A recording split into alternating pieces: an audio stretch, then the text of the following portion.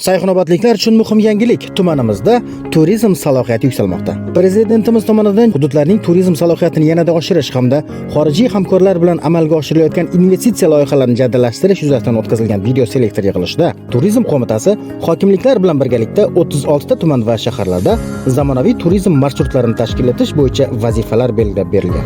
Ushbu vazifalar ijrosini ta'minlash maqsadida Sayxunobod tumanida zamonaviy turizm marshrutlarini tashkil etish bo'yicha muhim qadamlar tashlanmoqda.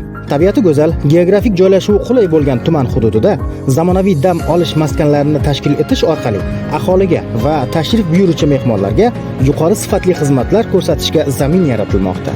Xususan, Yangi hayot mahallasida joylashgan, uzoq yillar davomida qarovsiz holatda qolib ketgan dam olish maskani bugungi kunda tubdan yangilanmoqda. 55 gektarli maydonni o'z ichiga olgan ushbu hudud STMCJ tomonidan elektron auksion orqali sotib olinib, keng ko'lamli qurilish va obodonlashtirish ishlari boshlab yuborildi.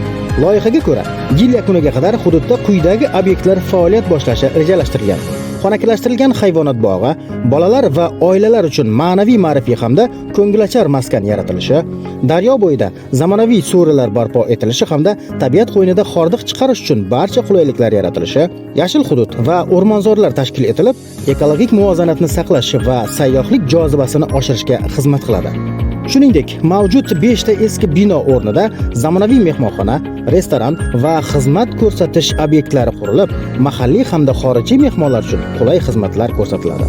Dam olish maskanining qayta qurilishi tumanning turizm salohiyatini oshirish, yangi ish o'rinlari yaratish va aholi farovonligini yuksaltirishga xizmat qiladi. Bu kabi loyihalarning amalga oshirilishi orqali Sayxunobod tumani turizm markazlaridan biriga aylanishi kutilmoqda.